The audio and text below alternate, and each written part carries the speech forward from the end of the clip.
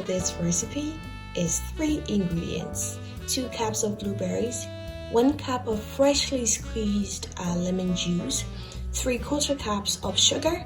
Now I added my leftover brown sugar to the white sugar so it looks weird, but that's alright. Let's get started. In a blender, combine all your blueberries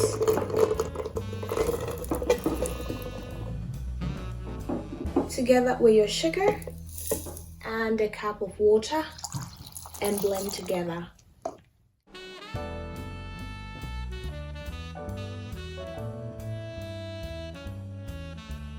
Pour your puree into a fine strainer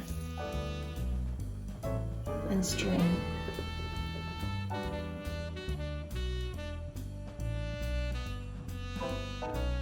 To this, add 3 cups of water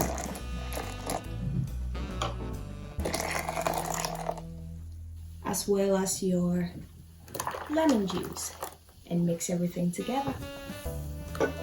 Your blueberry lemonade is all ready.